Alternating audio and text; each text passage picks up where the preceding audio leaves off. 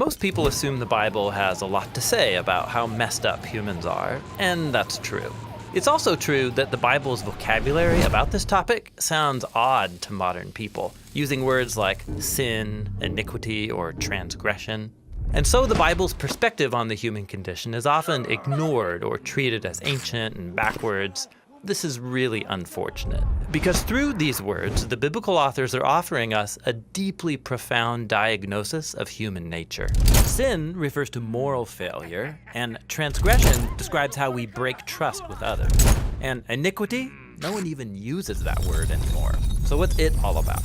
In Bible translations, iniquity is one way the Hebrew word avon gets translated. It's also rendered by words like wickedness, guilt, or sin. So what does avon actually mean? The word avon is related to a Hebrew verb avah, which means to be bent or crooked.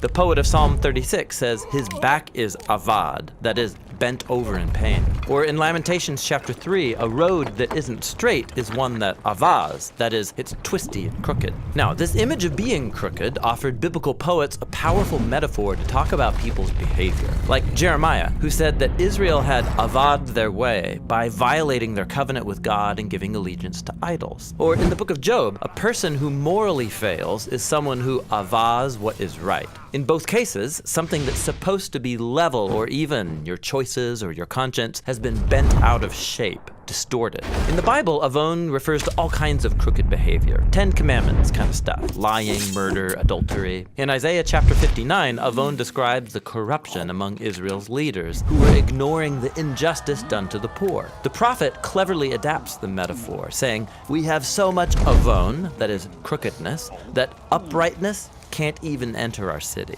Things were so morally distorted in Jerusalem that crooked was the new straight. Another fascinating thing about the word avon is that it refers not only to distorted behavior, but also to the crooked consequences. The hurt people, the broken relationships, the cycles of retaliation. You find this idea in the biblical phrase to punish, which in biblical Hebrew is to visit someone's avon upon them. That is, to let them sit in the consequences of their crooked choices. This is what the prophet Jeremiah said about the Babylonians, who were destroying other nations. One day, those nations would destroy them in return. And so Babylon's divine punishment would be having to live in a disfigured world of its own making. This is actually the main way biblical authors talk about God's response to human avon, letting people experience the crooked consequences of their choices. This is the meaning of the common biblical phrase, to bear your iniquity, or in Hebrew, to carry your avon. God gives people the dignity of carrying the consequences of their bad decisions. But that's not the only way God responds to avon in the Bible. He also offers to carry the avon of corrupt people as an act of sheer generosity. In fact, carrying avon is the most common Hebrew phrase for God's forgiveness. Like Psalm 32, where the poet says, "I didn't hide my avon, but confessed it, and you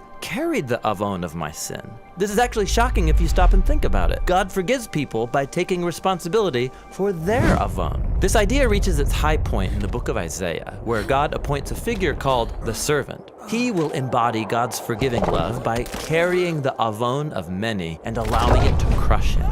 This servant will absorb humanity's crookedness, letting it overwhelm and destroy him. But that's not the end of the story.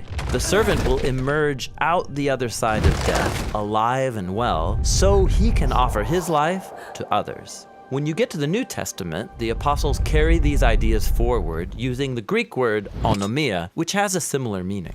Like Paul the Apostle, he identified the servant as Jesus, and he said, "Our great God and Savior, Jesus the Messiah, gave his life on our behalf in order to redeem us from all of our onomia, our crooked behavior and its consequences." And so, the whole biblical story is about God's desire to take crooked people and the twisted world that we've created and to make everything right. Through Jesus, God invites us to become whole humans once again, people who can walk upright with God and with each other. And that's the story behind the biblical words for iniquity.